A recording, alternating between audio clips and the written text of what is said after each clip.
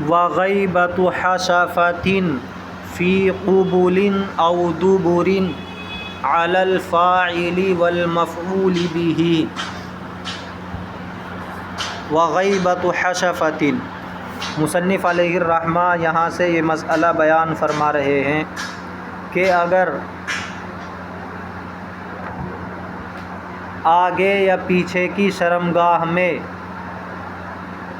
حشفہ چھپ جائے تو اس کی وجہ سے فاعل اور مفعول بھی دونوں کے اوپر غسل واجب ہو جائے گا۔ تو غسل کو جو چیزیں واجب کر دیتی ہیں ان کا بیان چل رہا ہے۔ وغیبۃ حشفۃ، اور حشفے کا چھپ جانا، فی قبول، آگے کی شرمگاہ میں، او دبر، یا پیچھے کی شرمگاہ میں، علی الفاعل والمفعول به، فاعل اور مفعول به دونوں پر غسل واجب ہو جائے گا۔ سمجھ میں آیا مسئلہ؟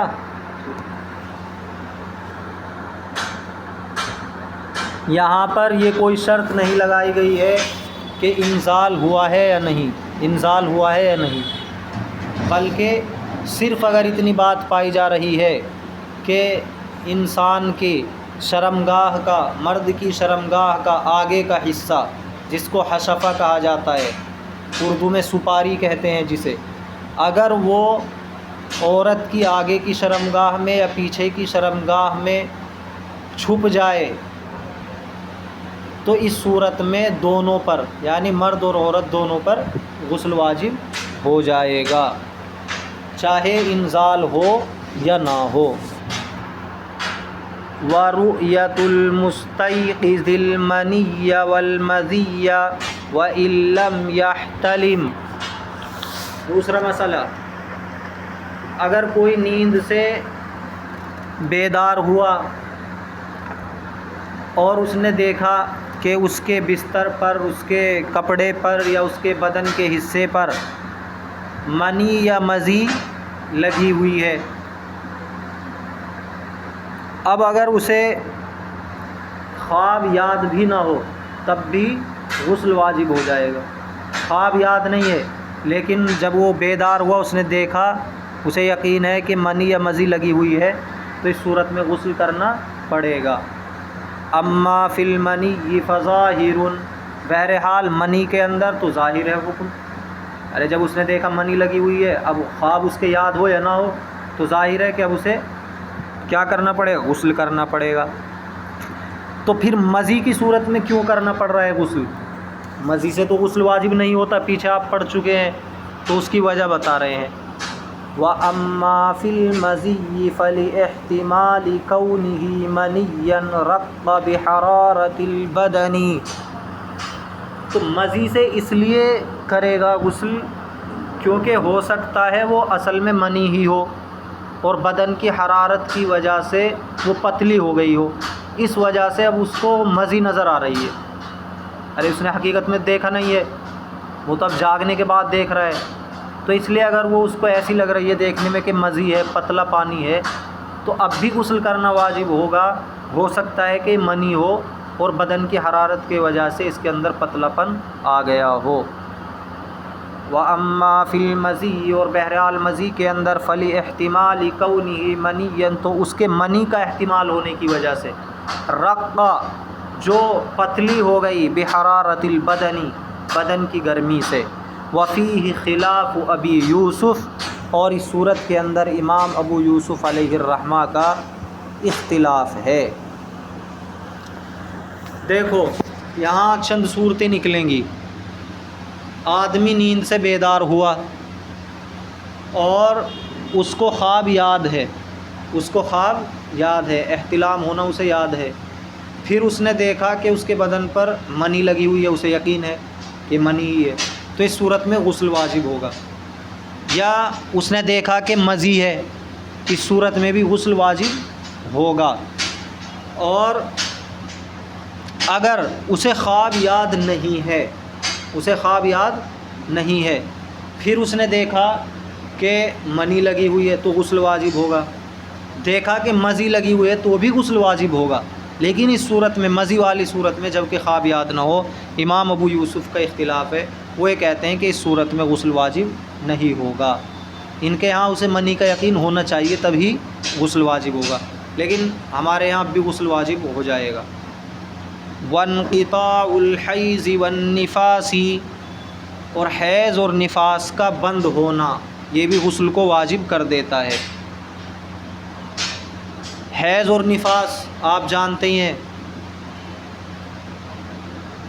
نفاس وہ خون ہوتا ہے جو بچے کی ولادت کے بعد عورت کو آتا ہے، زیادہ سے زیادہ مدت اس کی 40 دن ہے، اور حیض وہ خون ہے جو عورت کو ہر مہینے آتا ہے، اس کی کم سے کم مدت 3 دن اور زیادہ سے زیادہ 10 دن ہے۔ تو یہ دونوں طرح کے خون اگر آئے ہیں عورت کو، تو جیسے ہی یہ بند ہوں گے، یہ مدت پوری ہوگی، کسی کی عادت ہوتی ہے 7 دن میں پورے ہو جاتے ہیں، کسی کے 5 دن میں، ٹھیک ہے، عادت کے مطابق یا زیادہ سے زیادہ مدت 10 دن پر بند ہوتے ہی غسل واجب ہو جائے گا، غسل کرنا پڑے گا۔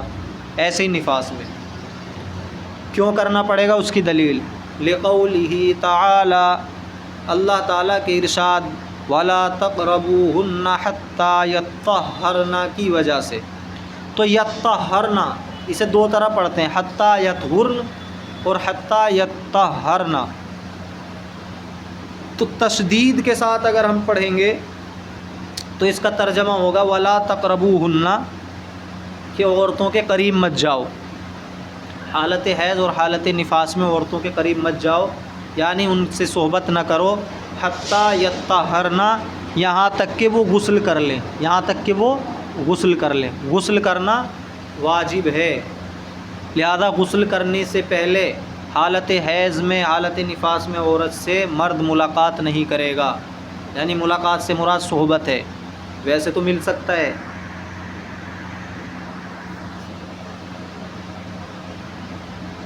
اگر 10 دن سے پہلے بند ہو رہا ہے حیض، اور اگر 10 دن میں جا کر بند ہو رہا ہے تو پھر غسل سے پہلے بھی مل سکتا ہے۔ تو یطہرنا تشدید کے ساتھ پڑھیں گے، اور اگر بغیر تشدید کے پڑھیں حتیٰ یطہرن تو ترجمہ ہوگا ان کے قریب مت جاؤ یہاں تک کہ وہ پاک ہو جائیں، یعنی خون بند ہو جائے۔ تو مرد کو کیوں روکا جا رہا ہے اتنی تاکید سے ان سے صحبت کرنے سے؟ پتہ چلا کہ وہ ناپاک ہیں اس حالت میں، تو غسل کرنا واجب ہوگا۔ اگر مرد کو اتنی تاکید سے نہ روکا جاتا، اسے اجازت دے دی جاتی، تو اس سے یہ بات نکل کر آ سکتی تھی کہ بھئی غسل کرنا مستحب ہو، ضروری نہ ہو، لیکن جب تاکید سے روکا جا رہا ہے تو پتہ چلا کہ غسل کرنا واجب ہے۔ وَلَا تَقْرَبُوهُنَّ حَتَّى يَطَّهَّرْنَ عَلَى قِرَاءَةِ التَّشْدِيدِ، تشدید کی قراءت پر۔ وَلَمَّا كَانَ الْإِنْقِطَاعُ سَبَبًا لِلْغُسْلِ فَإِذَا انْقَطَعَ ثُمَّ أَسْلَمَتْ لا يلزمها الاغتسال إذ وقت الانقطاع كانت كافرة وهي غير مامورة بالشرائع عندنا، ومتى أسلمت لم يوجد السبب وهو الانقطاع، بخلاف ما إذا أجنبت الكافرة ثم اسلمت حيث يجب عليها غسل الجنابة۔ اب یہاں سے ایک مسئلہ بیان فرما رہے ہیں۔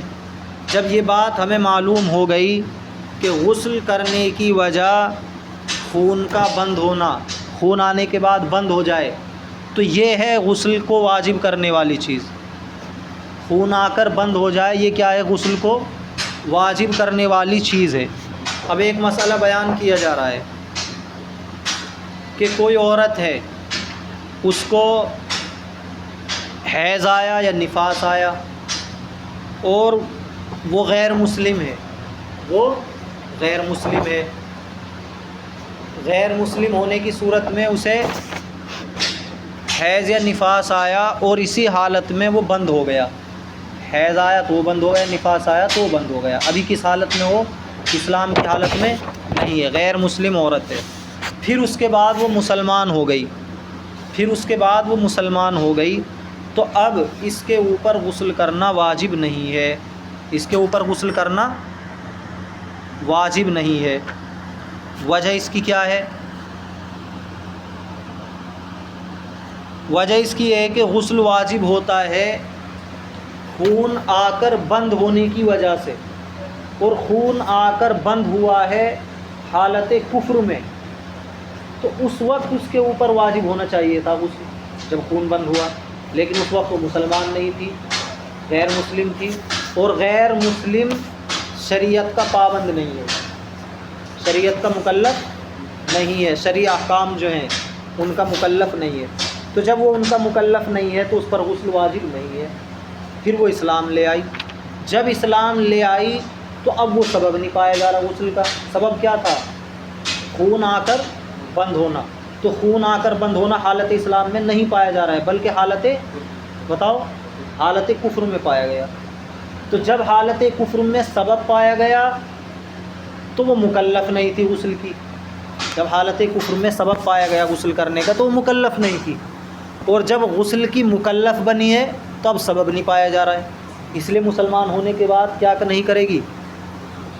غسل نہیں کرے گی۔ اس وجہ سے حالت حیض اور حالت نفاس کی جو حالت گزری، اس وجہ سے اب باقی وجوہات جو اسلام میں آنے کے بعد پائی جائیں گی غسل کی، ان کی وجہ سے وہ غسل کرے گی۔ سمجھ میں آ رہا ہے مسئلہ؟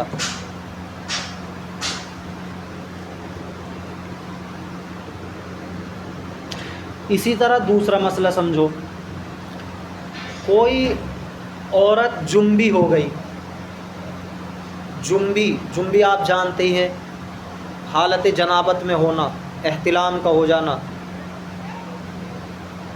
اب پھر وہ مسلمان ہو گئی اسی حالت میں، اب اس کے اوپر غسل واجب ہے۔ کیوں؟ اس لیے کہ جو سبب ہے غسل کا، جنبی ہونا، جنابت کا پایا جانا، وہ اسلام لانے کے بعد بھی پایا جا رہا ہے، وہ سبب اسلام لانے کے بعد بھی پایا جا رہا ہے۔ پہلا جو مسئلہ بیان کیا وہاں اسلام لانے کے بعد سبب نہیں پایا جا رہا، سبب کیا تھا؟ خون کا آ کر بند ہونا، تو کون سی حالت میں پایا جا رہا تھا؟ حالت کفر میں۔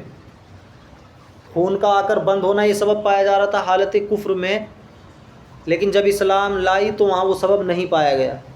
اور جنبی ہونا حالت کفر میں بھی پایا جا رہا تھا اور حالت اسلام میں بھی پایا جا رہا ہے۔ ایسا نہیں ہے کہ یہ سبب ختم ہو جاتا ہو، ارے خون آ کر بند ہونا وہ تو ایک سبب ہے، وہ تو ختم ہو گیا، لیکن جنبی ہونا یہ برابر چلتا رہتا ہے، یہ سبب برابر چلتا رہے، جب تک وہ جنبی رہے گی جب تک یہ سبب چلتا رہے گا۔ دونوں مسئلوں میں فرق سمجھ میں آیا؟ ہاں بھائی، عربی ہے سمجھ میں یا نہیں؟ دیکھو عبارت سے ملا ہوا،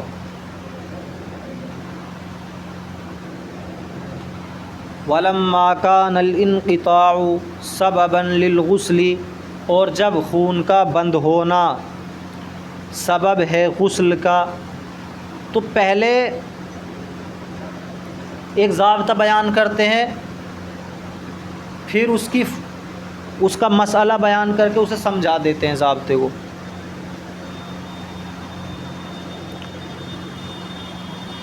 تو اوپر بات بتا دی تھی کہ خون کا آ کر بند ہونا یہ سبب ہے غسل کا، اب ایک مسئلے سے اسے سمجھا رہے ہیں۔ وَلَمَّا كَانَ الْإِنْقِطَاعُ سَبَبًا لِلْغُسْلِ، اور جب خون کا بند ہونا غسل کا سبب ہے، فَإِذَا انْقَطَعَ، پھر جب خون بند ہوا اس حالت میں کہ وہ عورت غیر مسلم تھی، ثُمَّ أَسْلَمَتْ، پھر وہ اسلام لے آئی، مسلمان بن گئی، لَا يَلْزَمُهَا الْاغْتِسَالُ، تو اس کے اوپر غسل کرنا لازم نہیں ہے۔ اذ وقت الانقطاع، اس لیے کہ خون کے بند ہونے کے وقت، کانت کافرتن، وہ غیر مسلمہ تھی، کانت کافرتن، وہ غیر مسلمہ تھی، وہی غیر معمورۃ بالشرائع، اور غیر مسلمہ عورت شریعت کی معمور نہیں ہے، شریعت پر عمل کا اسے حکم نہیں دیا گیا ہے۔ پہلے تو ایمان لایا جائے گا، ایمان کے بعد پھر وہ مکلف ہوں گے شرعی احکام پر عمل کرنے کے۔